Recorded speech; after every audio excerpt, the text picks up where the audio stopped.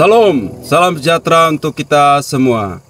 Bertemu kembali dalam renungan malam dari Majelis Jemaat GKI Sampit 1 Juli 2024. Adapun nas sebagai dasar renungan malam ialah sesuai Almanak Nas Gereja Kalimantan Pengelis dari Kitab Perjanjian Lama dari 1 Samuel pasal 23 ayat 14 sampai 28. Saya akan membacakan ayatnya yang ke-14 dan 15 sebagai berikut. Maka Daud tinggal di padang gurun, di tempat-tempat perlindungan.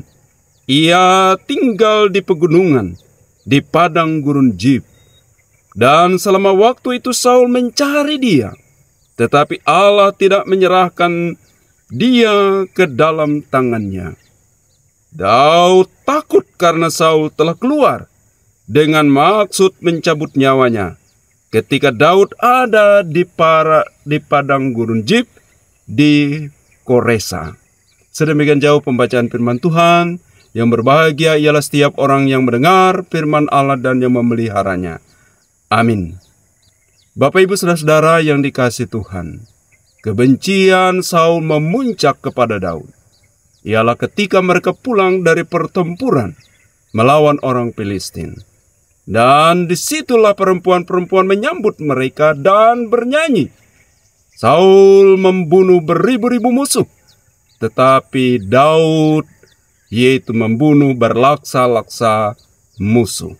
Dan itulah Daud menjadi sangat benci kepada Daud, sehingga ia berikhtiar untuk membunuhnya. Nah, setelah 2 kali yaitu Saul menikam Daud dengan tombak, ingin menancapkannya pada dinding. Tapi Daud mengelak dan akhirnya ia melarikan diri dari istana Saul. Nah, Bapak Ibu Saudara yang dikasihi oleh Tuhan Yesus Kristus, dalam perjalanan perlariannya, ia melarikan diri. Daud dilindungi oleh Tuhan. Sehingga dalam nas ini tidak dapat yaitu Saul menyentuhnya, menangkapnya, membunuhnya. Karena Tuhan melindungi yaitu Daud. Nah, Bapak Ibu Saudara yang dikasihi oleh Tuhan Yesus Kristus, malah sesungguhnya ialah Saul sendiri 2 kali diserahkan oleh Tuhan ke dalam tangan Daud. Yaitu seperti di dalam 1 Samuel pasal 24 ayat 25. Ayat 5. 1 Samuel 24 ayat 5. Ketika Saul mengejar Daud, lalu kemudian pada saat di sebuah gua di mana Saul membuang air besar, membuang hajat, lalu Daud memotong jumbai jubah Saul. Dan di situ kesempatan sebenarnya ia membunuh, tapi Daud tidak mau menyentuh orang yang diurapi oleh Tuhan. Dan kedua kalinya dalam pengepungan juga, yaitu 1 Samuel 26 ayat 12. Yaitu Saul sedang tidur di perkemahan di padang gurun. Di situ Daud mengambil tombak Saul yang ditancap di tempat tidur pembaringannya di samping kepalanya dan mengambil kendi. Sehingga akhirnya di situ sesungguhnya kedua kali yaitu Tuhan menyerahkan nyawa Saul ke tangan Daud. Tapi Daud tidak mau menyentuh, membunuh orang yang diurapi oleh Tuhan. Sehingga Daud bersih dari dosa dan kejahatan. Nah, Bapak Ibu Saudara yang dikasihi Tuhan, Allah sangat suka, sangat menyenangkan dan menyukai orang yang bersih tangannya, bersih dari darah, bersih dari segala kejahatan. Nah, Bapak Ibu Saudara yang dikasihi Tuhan, apa menjadi renungan bagi kita saat ini? Bagi kita sekarang ini ialah perenungannya tidak lain bahwa kalau Tuhan melindungi, Tuhan menyertai, tak ada yang dapat membunuh, menyelakai, dan mencelakakan dan menyentuh orang-orang yang dilindungi oleh Tuhan. Dengan demikian marilah kita menjadi orang yang berkenan kepada Allah, yaitu tangan tidak dilumuri dan dicemari oleh dosa, tangan yang tidak dinodai oleh darah orang yang tak bersalah.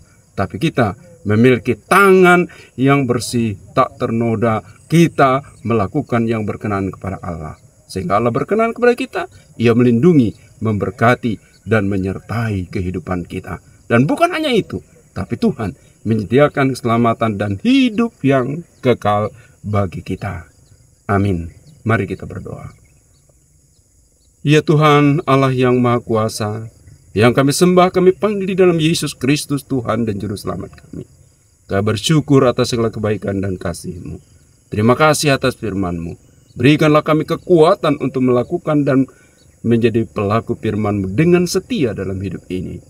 Berkati ya Tuhan seluruh warga jemaat-Mu, orang-orang percaya-Mu, dan setiap orang-orang yang mengiring percaya dan menyembah Engkau.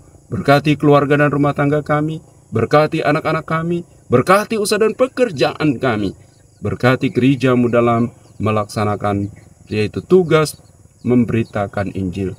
Berkati kami semua ya Tuhan, berkati gereja-Mu, berkati majelis sinode, majelis resort, majelis jemaat, pengurus lingkungan dan kelompok-kelompok yaitu pemberitaan Injil. Sehingga nama Tuhan diagungkan dan dimuliakan. Banyak jiwa-jiwa yang diselamatkan di dalam Engkau. Terpujilah Engkau Tuhan. Terima kasih Tuhan Yesus. Kami berserah, kami mengagungkan dan memuliakan Engkau. Berkati kami sekalian. Kami juga berdoa pada saat ini Tuhan, secara khusus untuk yaitu Republik Indonesia ini, pemerintah kami. Berkati pemimpin-pemimpin kami sehingga dapat melakukan tugas dan kepemimpinan dengan baik. Terlebih menjelang pemilihan yaitu kepala-kepala daerah dan juga wali kota. Engkau memberkati seluruh pemilihan pilkada serentak ini dapat berjalan dengan lancar dan baik. Terpilih pemimpin yang terbaik bagi daerah masing-masing, membawa puji dan hormat kemuliaan nama-Mu. Kami berdoa bersyukur di dalam Yesus Kristus Tuhan dan Juru Selamat kami. Amin.